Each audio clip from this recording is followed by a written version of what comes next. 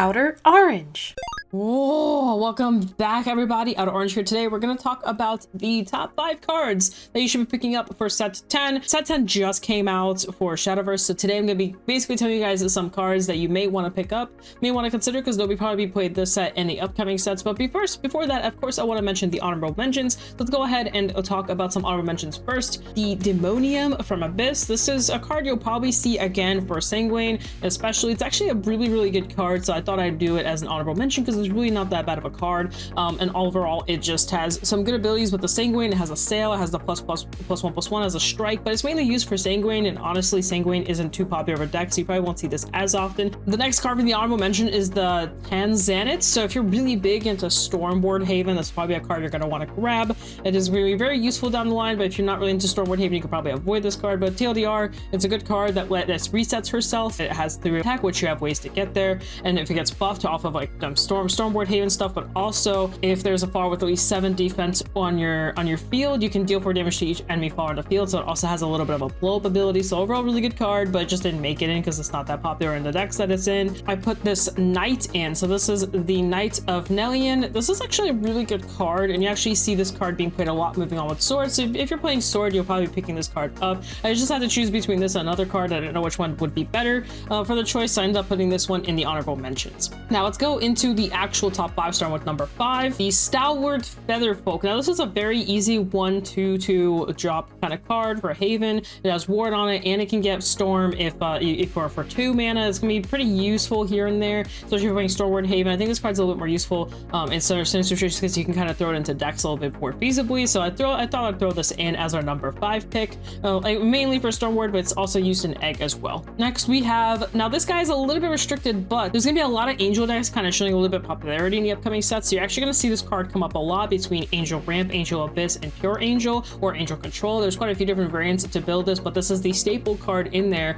in order to play those decks. This is the Corruption Guardian. This card is absolutely nuts. It's a 5-drop board. You discard an Angel or Fallen Angel, and they give you your +3, and then you draw a card and you recover 2 plate points. So it's a plate point recovery on top of also you drawing the card on top of healing, and it also has Ward on it. And this, an Angel deck or an Abyss deck, is just a very useful card. So if you're out there going towards those builds, because the next couple sets do have those builds, this is a really good card to pick up.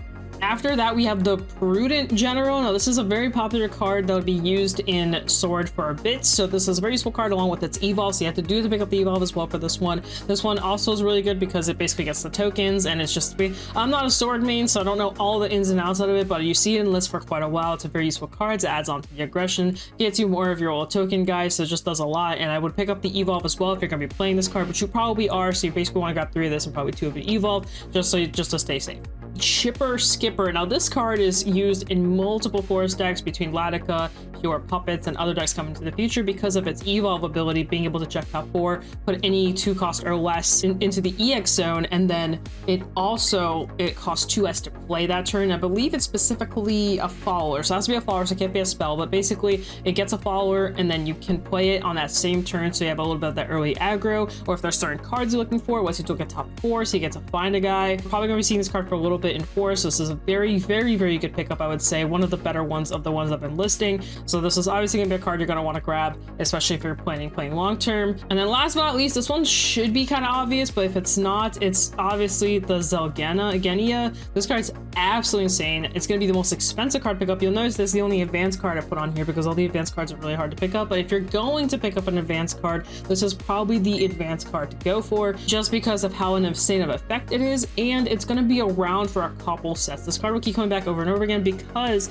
of its ability, like its actual Evolve ability, which basically lets you, ability says literally on play, you deal 10 damage to each leader and enemy follower in the field, which is a very obscene effect, but it's a really good way to close out. And also at the start of the end phase, if this card's in the EX zone, it deals another 4 damage to each enemy leader and each enemy follower on top of that. So it's a board clear, it's a neutral board clear, so it's gonna be a very popular card. You're gonna see this card a lot. You might see it at 1, you might see it at 3. It depends on the deck. Some decks really abuse it, some decks abuse it less, but you'll notice that this card this is it's going to be a very popular card. So this is definitely the card that you probably want to grab, but it might be a little bit tough to grab because this is a very hard card to find. It's quite expensive, but it is an advanced card. There just aren't that many in the sets that are coming out. So if you can, I would try and grab one of each of the Evolve and the Regular, but if you can't, you can hold off of it. But I would recommend it, especially if you're playing competitively or you're trying to, you know, win.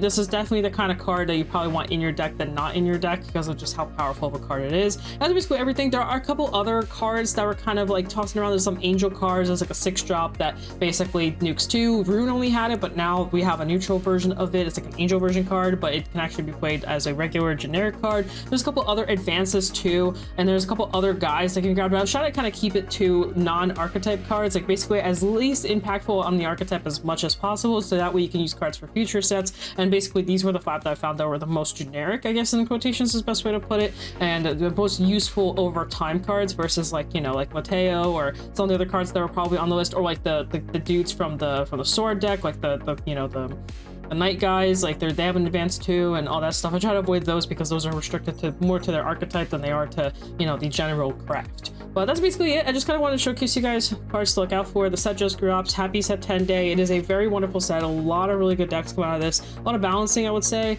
and also a lot of fixes. There's also a lot of checks, like a lot of deck checks in this one. Like a lot of decks get checked by each other basically. So this is gonna be a really fun set. So stay tuned for this set. I think it's gonna be a really fun set to play in. The next set is Vanguard, so there's also that to look forward to. But now, guys, hope you guys enjoyed this. VanguardShop, he does sell Shadowverse, one of the few shops out there that sells it very consistently, so you can check out that. Code Orange if you need anything. He is going to be selling these cards as well, and all with singles and all the other cards, so keep on the lookout for that. Use Code Orange to save yourself some money. That'll help me out and help the homie out and all that kind of good stuff. You can also, if you need supplies, especially while you're traveling, you may need some stuff, BCW supplies, Orange 10 to save yourself some money there. Guys, as always, thank you so much for all the support. I really appreciate it. I really do. Enjoy your game plan, enjoy having fun and all that kind of stuff, and I'll see you guys in a future video. Bye.